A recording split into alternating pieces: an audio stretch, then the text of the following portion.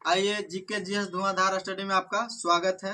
पिछले के सेशन की तरह आज भी सेशन को समाप्त करते हैं, जिसमें क्या चल रहा था? तो सल्तनत काल चल रहा था। कौन चल रहा था? सल्तनत काल। उसी को क्या कहते हैं? तो दिल्ली सल्तनत कहते हैं। क्या कहते हैं? दिल्ली सल्तनत कहते हैं। दिल्ली सल्तनत की पूरा कार्यकाल की बात किया जाए तो बताया जाए 1206 से लेकर 1526 ईस्वी तक रहा था इनका कार्यकाल। ठीक है, इसमें कुल टोटल कितने वंश आए थे? 5 वंश आए थे, जिसमें 4 वंश को हम लोग पढ़ चुके थे। जो ये कहाँ के चारों वंश था? तो तुर्क के था। कहाँ के था? तुर्क के था। आज जो हम लोग पढ़ते हैं लोधी वंश, ये कहाँ का शासक था? तो अफगान का शासक था। कहाँ का शासक था? अफगान का शासक था। आते हैं लोधी वंश। लोधी वंश की कार्यकाल की बात किया जाए, लोधी वंश की कार्यकाल की बात किया जाए तो 1451 से लेकर 1526 तक, 1451 से लेकर 1526 तक रहा। किस वंश का? तो लोधी वंश का। ठीक है ना। लोधी वंश के संस्थापक की बात किया जाए तो कौन था? तो बहलोल लोधी था। कौन था? बहलोल लोधी था। यह क्या था? तो यह पहला शुद्ध अफगान था। ये कौन शासक था? तो पहला शुद्ध अफगान शासक था। कौन? तो बहलोल लोधी। ठीक है ना। हाँ, प्योर अफगान था बहलोल लोधी। ठीक है, आगे बहलोल शाहगाजी के उपाधि से, बहलोल शाहगाजी के उपाधि से ये दिल्ली के सिंहासन पर बैठा था। किस नाम से? तो बहलोल शाहगाजी के उपाधि के नाम से दिल्ली के सिंहासन पर बैठा था। कब बैठा था दिल्ली के गद्दी पर? 1451। हाँ, 1451 यानी डेट कहने का मतलब 19 अप्रैल 1451 में बैठा था। कौन? तो बहलोल लोधी ने। किस नाम की उपाधि से? तो बहलोल शाहगाजी के उपनाम से, है ना। हाँ, बहलोल शाहगाजी के उपाधि के नाम से दिल्ली के सिंहासन पर बैठा था। ठीक है, आगे देखते हैं। तो दिल्ली पर प्रथम अफगान राज की स्थापना का श्रेय किसको जाता है? तो बहलोल लोधी को जाता है। किसको जाता है? बहलोल लोधी को जाता है। ठीक है, आगे यह अपने दरबारियों के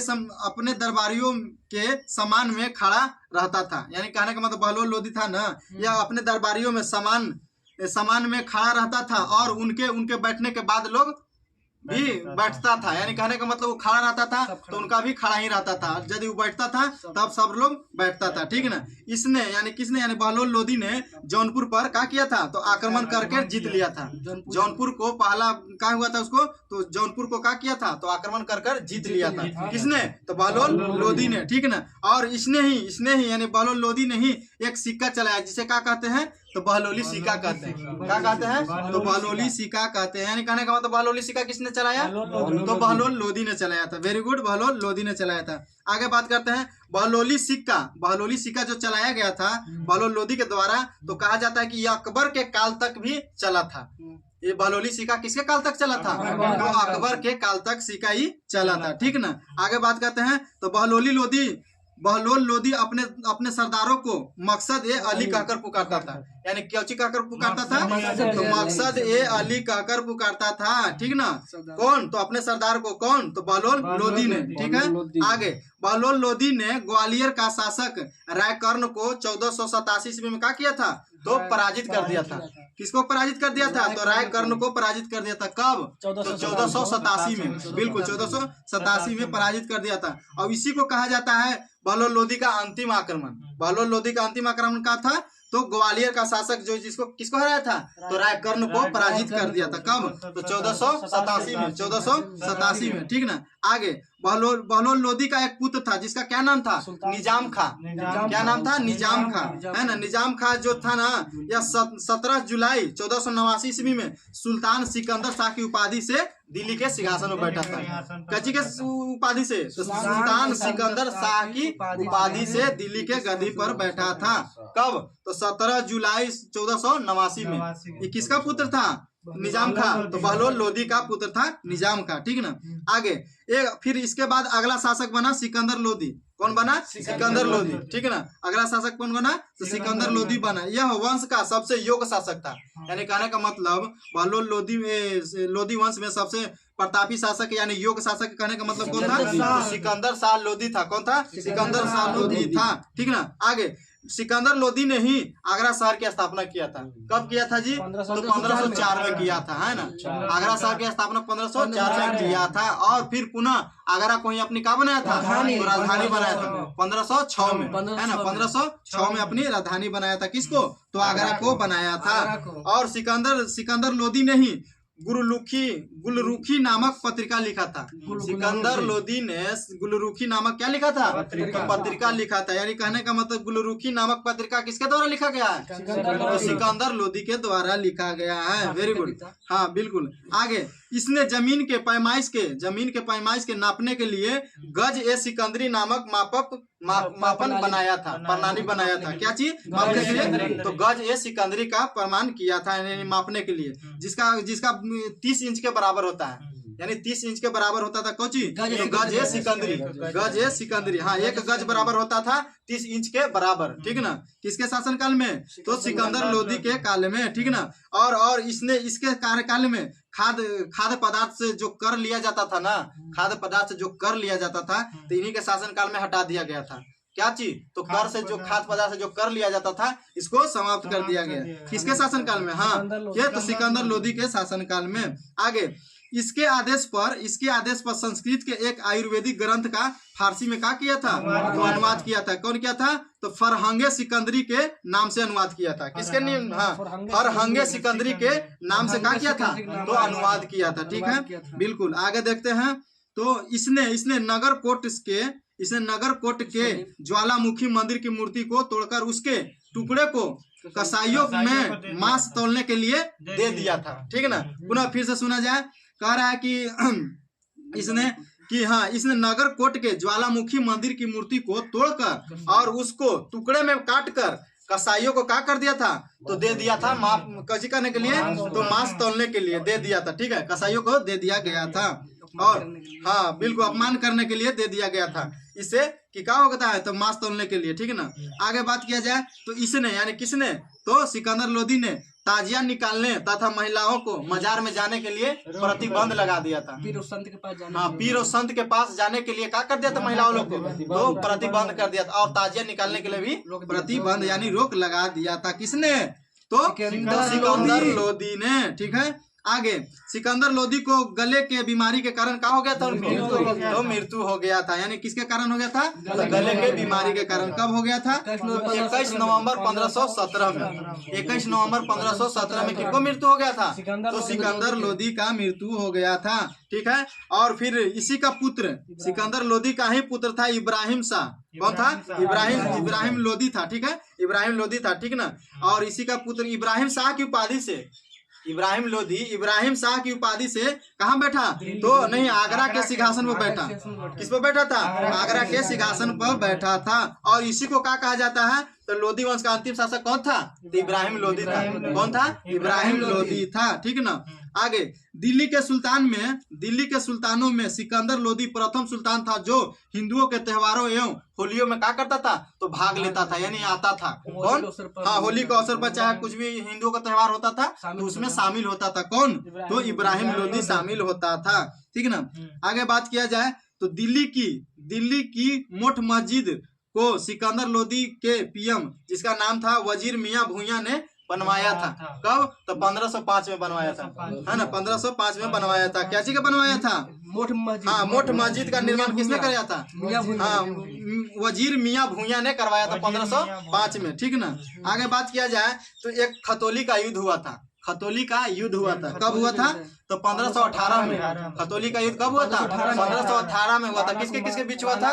राणा कुंभा इब्राहिम लोदी के बीच हुआ था, जिसमें किसको हार हो गया था? तो इब्राहिम लोदी का हार हो गया था। किसका जीत हो गया था? तो राणा कुंभा को जीत हो गया था। ठीक ना? राणा सांगा को क्या हो गया था? तो जीत हो गया था। ठीक ना? आगे बात किया जाए तो इब्राहिम लोदी को मारने के लिए उसका ही चाचा, क्या नाम था? तो आलम खान एवं दौलत खान ने, ये पंजाब के एक दौलत खान थे, पंजाब के थे, इसको बुलाया गया। किसको लिए? तो बाबर को आमंत्रित किया गया। किसको लिए? तो यानी अपने ही भतीजा को मारने के लिए। किसको बुलाया गया? तो बाबर को बुलाया गया। लेकिन कुछ और ही हो गया। बाबर ने क्या किया कि इब्राहिम लोदी को मारकर लोदी वंश के स्थान पर अपना एक वंश नाम दे दिया। कौन? मुगल वंश। कौन? तो बाबर ने बाबर को बुलाया था। उसका ही इब्राहिम लोदी का चाचा आलम खान ने कि इब्राहिम लोदी को मार दीजिए और इसके सिंहासन पर हम खुद बैठ जाएंगे, लेकिन राजपाट हमारा हो जाएगा। लेकिन क्या हो गया, यहाँ तो उल्टा हो गया। तो बाबर ने क्या किया कि इब्राहिम लोदी को तो ही मार ही दिया पानीपत के प्रथम युद्ध में, ठीक है ना, और इन लोग को भी मार दिया और उसी के लोधी वंश के स्थान पर कोची वंश की स्थापना कर दिया, तो मुगल वंश की स्थापना कर दिया। कौन वंश की स्थापना? तो मुगल वंश की स्थापना कर दिया, ठीक है ना। लेकिन मुगल वंश की स्थापना का श्रेय किसको जाता है? तो बाबर को जाता है। किसको जाता है? बाबर को जाता है, ठीक है। अब हम लोग आगे देखते हैं तो सल्तनत कालीन का शासन व्यवस्था देखते हैं। क्या देखते हैं? शासन व्यवस्था देखते हैं, ठीक है। केंद्रीय प्रशासन का मुखिया कौन होता था? तो सुल्तान होता था। कौन होता था जी? सुल्तान होता था, ठीक है। आगे बलबन एवं अलाउद्दीन के समय में अमीर प्रभावहीन हो गए थे। बलबन ए अलाउद्दीन के समय में अमीर क्या हो गए थे? प्रभावहीन हो गए थे, ठीक है। आगे अमीरों का महत्व चरमोत्कर्ष पर था। अमीरों का महत्व क्या था? तो चरमोत्कर्ष पर था, ठीक है। लोधी वंश के शासन काल में, किस काल में? तो लोधी वंश के शासन काल में, हाँ वह पद पता। सल्तनत काल में मंत्री परिषद को क्या कहते थे? तो मजलिस एक खलवत। मजलिस एक खलवत, बोलो मजलिस एक खलवत। हाँ तो क्या था? तो सल्तनत काल में मंत्री परिषद को कहा जाता था मजलिस एक खलवत। मजलिस एक खलवत कहा जाता है, ठीक है। मजलिस एक था मजलिस एक खास में मजलिस एक खलवत की बैठक होती थी। मजलिस एक खास में मजलिस एक खलवत को क्या होता था? तो बैठक होता था, ठीक है ना। क्या होता था? बैठक होता था, ठीक है। आगे देखते हैं तो बार एक खास। इसमें सुल्तान सभी दरबारियों, खानों, अमीरों और मालिकों की क्या होता था? तो अन्य रसोइयों का ही बुलाया जाता है। क्या होता है? अन्य रसोइयों के बारे में बुलाता था, ठीक है। खास व्यक्ति को बुलाया जाता था। कौन में? तो बारे खास में, ठीक है। एक है नीचे बार ए आजम। कौन है? बार ए आजम, जिसमें कहा जाता है कि सुल्तान राजकीय कार्यों का अधिकांश भाग पूरा करता था। यानी बार ए कोची आजम में क्या करता था? तो कार्य को पूरा करता था, ठीक है ना। कार्य को पूरा करता था। आगे हम लोग देखते हैं मंत्री एवं उससे संबंधित विभाग, ठीक है ना। वजीर कहने का मतलब ये प्रधानमंत्री था। क्या था जी? वजीर क्या था? प्रधानमंत्री। जो इसका विभाग क्या था? तो राजस्व विभाग का प्रमुख था। राजस्व विभाग का प्रमुख कौन था? तो प्रधानमंत्री या उसी को कहा जाता है वजीर कहा जाता है, ठीक है। एक था मुशरिफ ए मुमालिक, जो प्रांतों एवं अन्य विभागों से प्राप्त आय एवं व्यय को लेखा जोखा करता था, ठीक है। कौन करता था? हाँ मुशरिफ ए मुमालिक, ठीक है। एक है मजमुआदार। कौन है? मजमुआदार, जो उधार में दिए गए धन का हिसाब रखता था। हाँ उधार में दिए गए हिसाब का कौन कंट्रोल में रखता था? तो मजमुआदार ने रखता था। एक था खजीन जिसको क्या कहते थे? कोषाध्यक्ष। बोलो क्या कहते हैं? कोषाध्यक्ष कहा जाता, ठीक है। एक था आरिज ए मुमालिक, जो दीवान ए अर्ज अथवा सैन्य विभाग का प्रमुख था। आरिज ए मुमालिक दीवान ए अर्ज एक था सैन्य विभाग का प्रमुख था। आगे देखते हैं। एक था सद्र उस सुंदर, जो क्या था? तो धर्म विभाग एवं दान विभाग का प्रमुख था, ठीक है। एक था काजी उल कजात, जो सुल्तान के बाद न्याय का सर्वोच्च अधिकारी था, ठीक है। एक था बरीद ए मुमालिक, जो गुप्तचर विभाग का प्रमुख अधिकारी होता था, ठीक है ना। कौन? तो मुमालिक, ठीक है।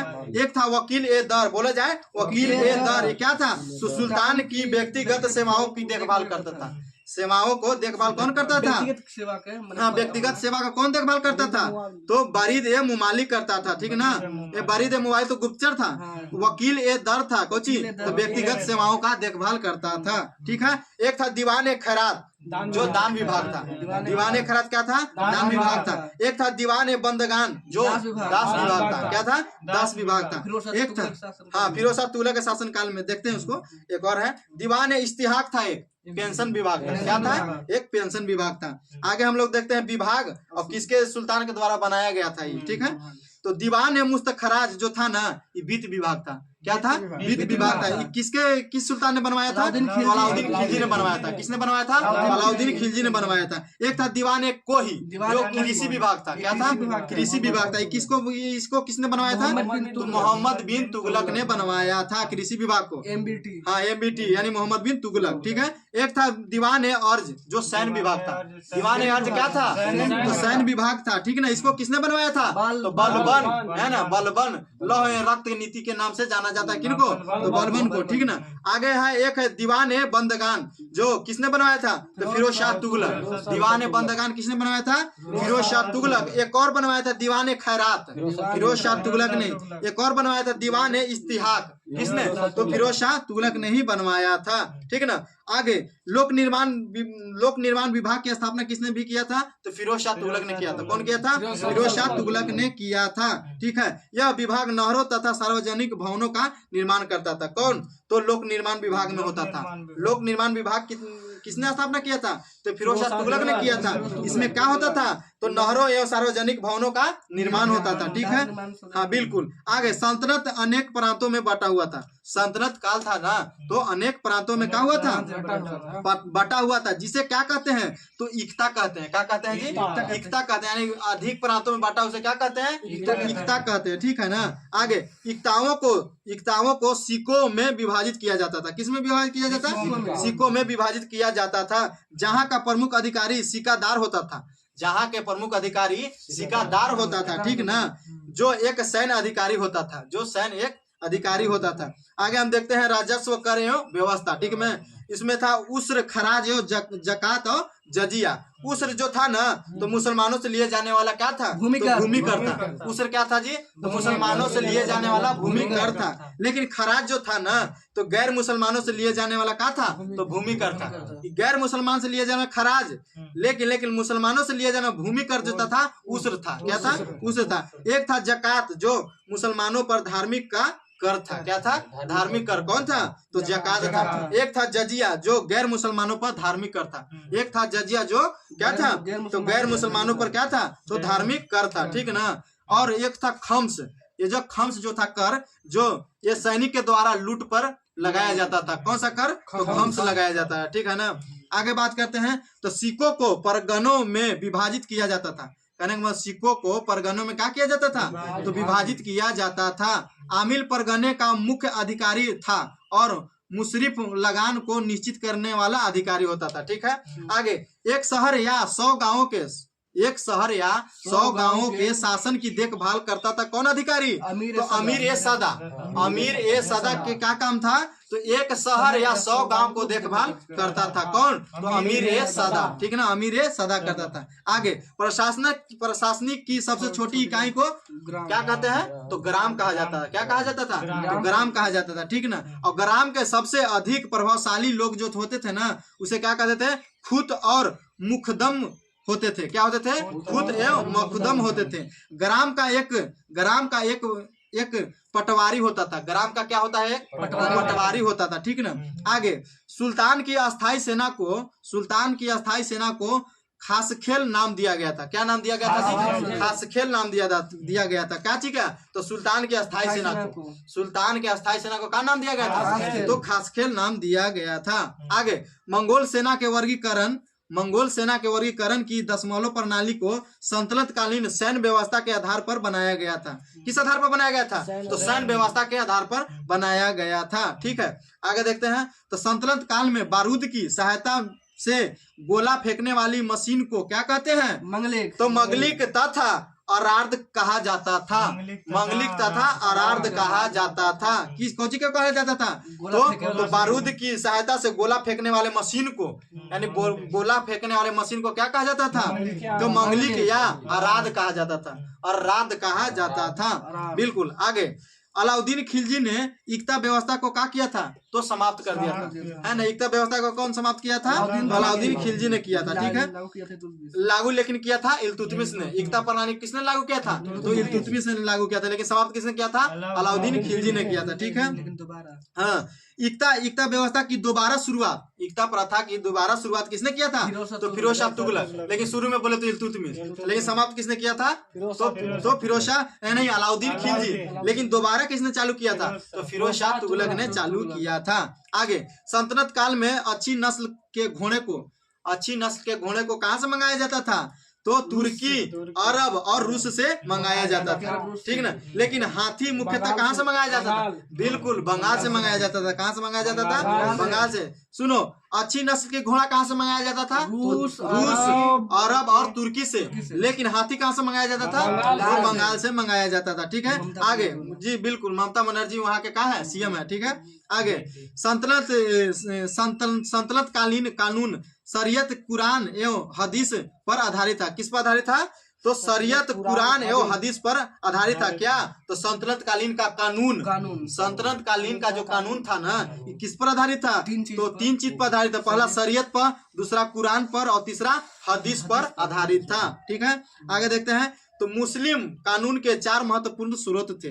मुस्लिम कानून के 4 महत्वपूर्ण स्रोत थे। कौन कौन थे? तो कुरान, हदीस, इजमा एवं कयास। क्या था ये?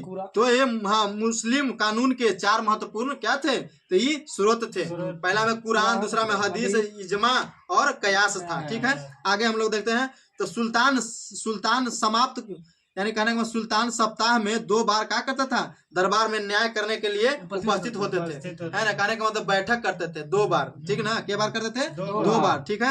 आगे देखते हैं। तो सल्तनत काल में लगान निर्धारित करने की मिश्रित प्रणाली को क्या कहते हैं? तो मुक्ताई कहा जाता था। क्या कहा जाता था बाबू? तो मुक्ताई कहा जाता था। मुक्ताई के क्या काम था?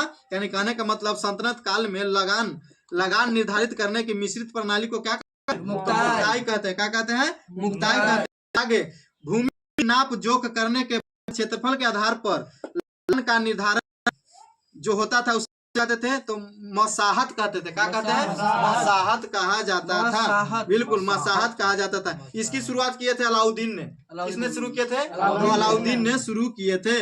आगे पूर्णतः केंद्र के नियंत्रण में रहने वाली भूमि को क्या कहते हैं? तो खालसा भूमि कहते हैं। क्या कहते हैं? तो खालसा भूमि कहते हैं, ठीक है। अलाउद्दीन, आगे अलाउद्दीन ने दान में दी गई अधिकांश भूमि को छीनकर किसमें परिवर्तित कर दिया था? तो खालसा भूमि में। खालसा भूमि करने का मतलब सरकारी भूमि में, है ना। सरकारी भूमि में क्या कर दिया था? तो तबलीग कर दिया था, हाँ विलय कर दिया था। आगे सल्तनत कालीन मुद्रा व्यवस्था चांदी के टके और तांबे के दिरहम पर आधारित था। किस पर आधारित था?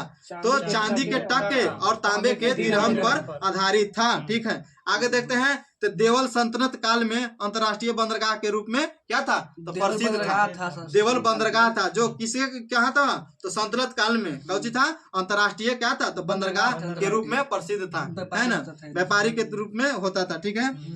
चलिए लोधी वंश तो हो गया समाप्त। अब आ गया कौन सा वंश? तो मुगल वंश, है ना। मुगल वंश के बारे में देखते हैं नेक्स्ट वीडियो में। तब तक के लिए जय हिंद, जय भारत। लाइक एंड सब्सक्राइब करें। थैंक्स।